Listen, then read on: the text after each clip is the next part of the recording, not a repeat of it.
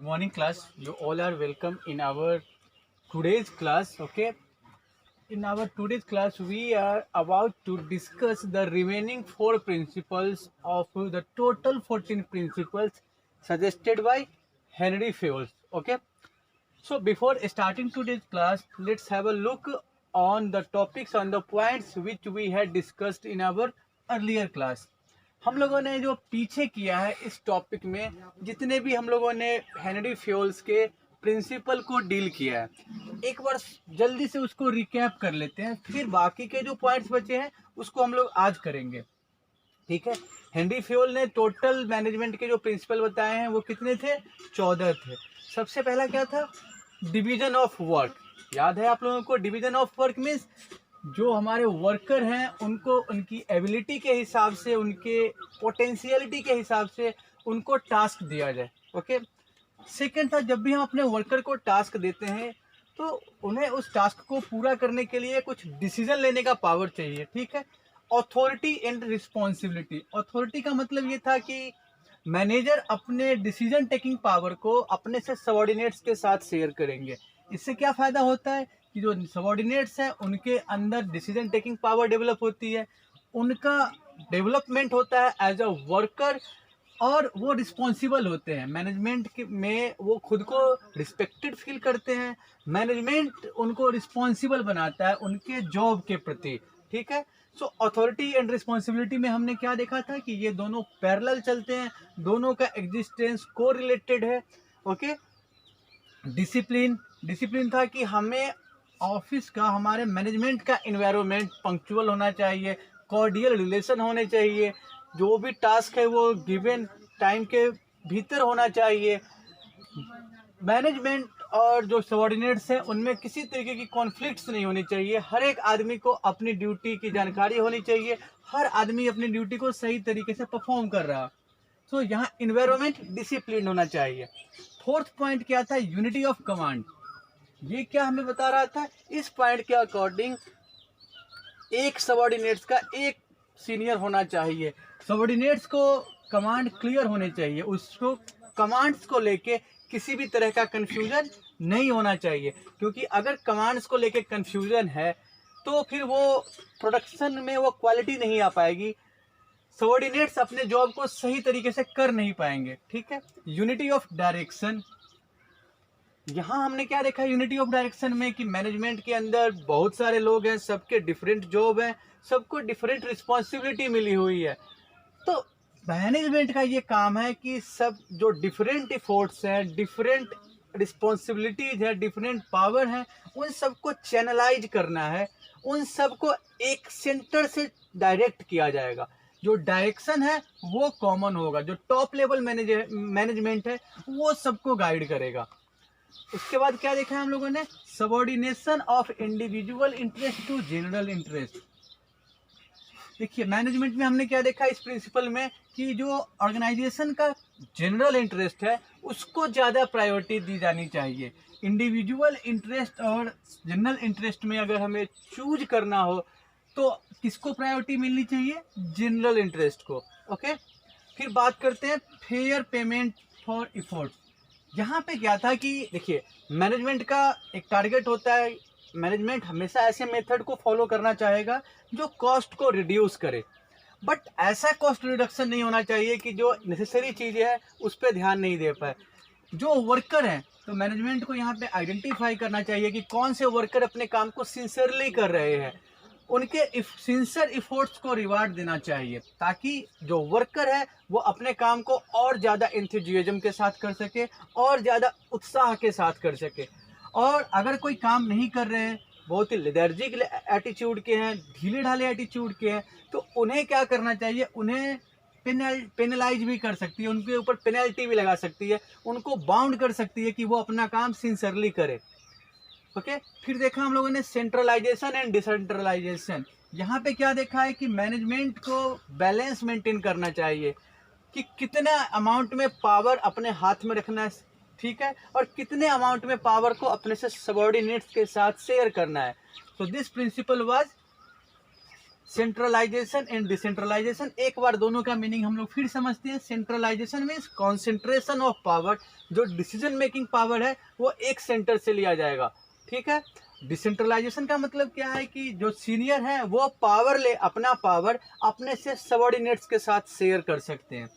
फिर क्या था, स्केलर चेन। स्केलर चेन का मतलब क्या देखा था हमने कि जो सीनियर और सबॉर्डिनेट्स के बीच में जो कमांड और कम्युनिकेशन का ऑफिशियल लाइन है, ठीक है। So the official line between the senior, the manager and the subordinates, the official line of command and communication between manager and subordinates, okay.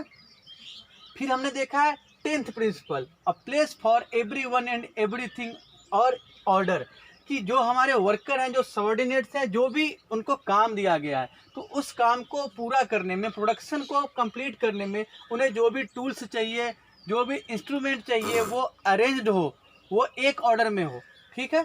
इसका ध्यान रखिएगा आप लोग। अब यहाँ से हम लोग आगे चलेंगे, जो बाकी के 4 प्रिंसिपल रह गए थे उसको हम लोग आज डील करने वाले हैं। तो मैं उम्मीद करता हूँ कि आप लोग तैयार होंगे इसको समझने के लिए। आज हम लोग कर रहे हैं हेनरी फ्योल के 11वें प्रिंसिपल को डील करेंगे। देखिए, ये प्रिंसिपल है ट्रीट एवरीवन इक्वली।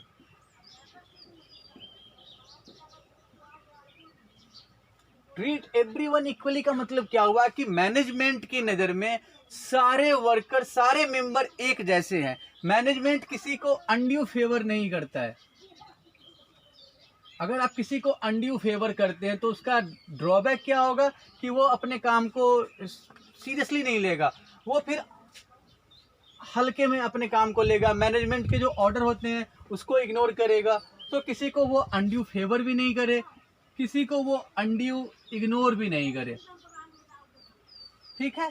फेवरेटिज्म नहीं होना चाहिए, इंडिविजुअलिज्म नहीं होना चाहिए।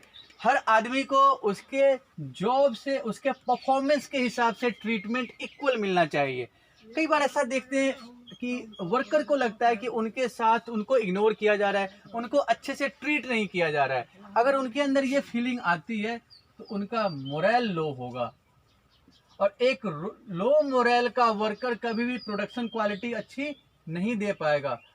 वो अपने आप को मैनेजमेंट के गोल से कभी भी कनेक्ट नहीं कर पाएगा, ठीक है। वो अपना काम हल्के में करेगा, वो कभी भी सिंसियरली मैनेजमेंट के गोल को अपने गोल नहीं समझेगा, वो मैनेजमेंट से खुद को अटैच्ड महसूस नहीं कर पाएगा, ठीक है।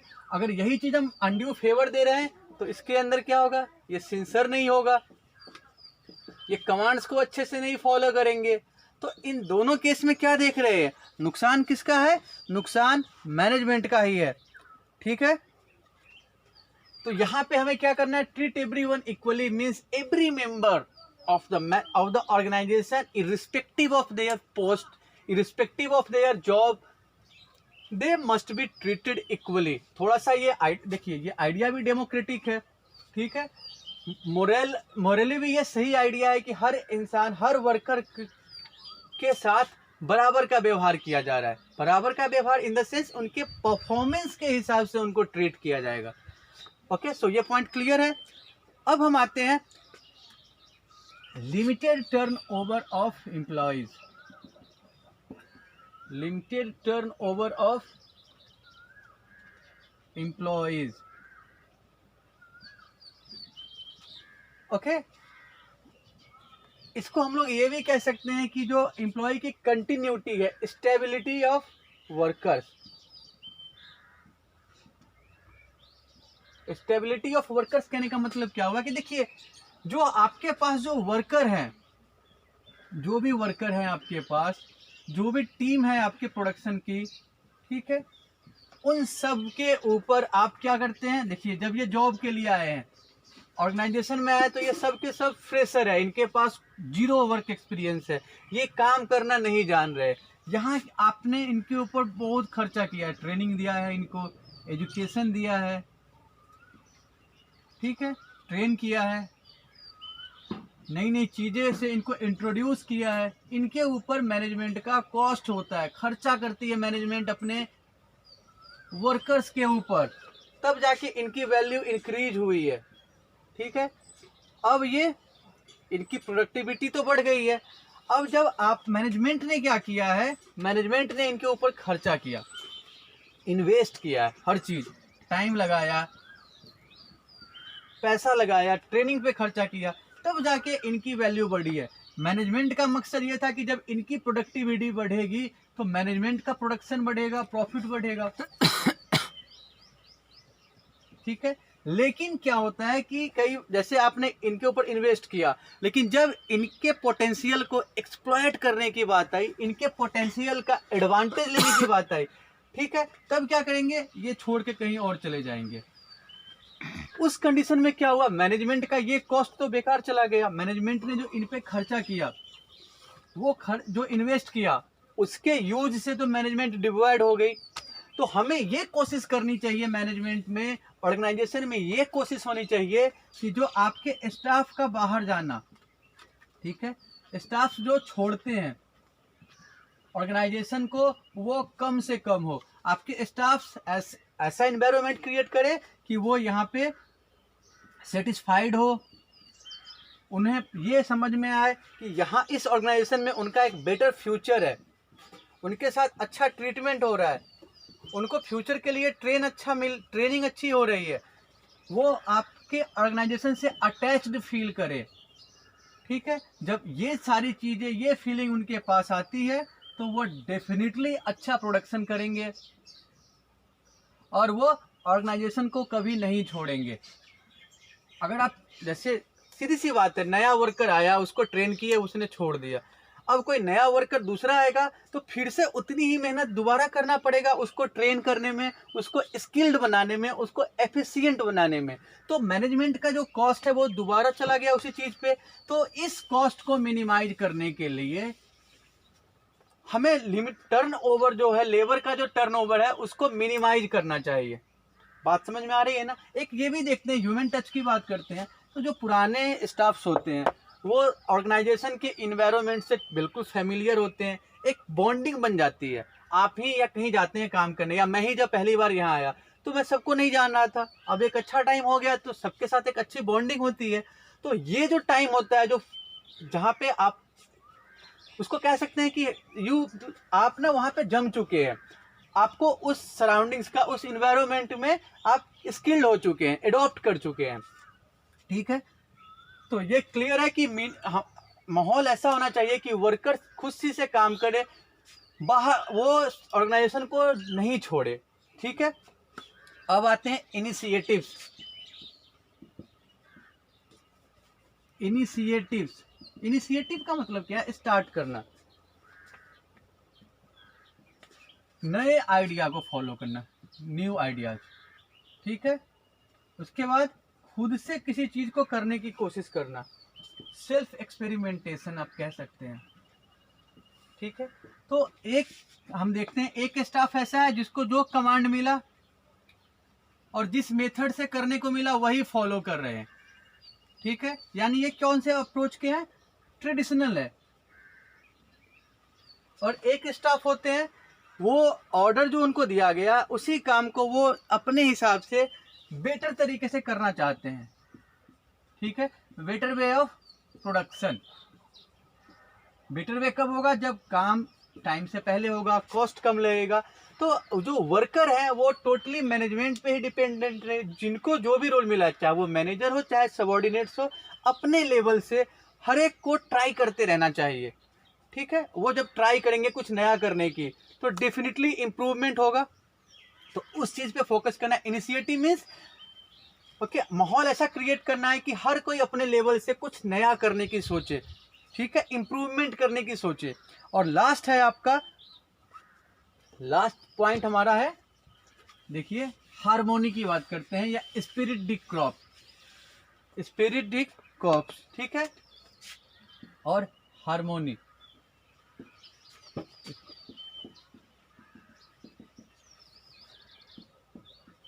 स्पिरिट डी क्रॉप्स को आप कह सकते हैं टीम स्पिरिट।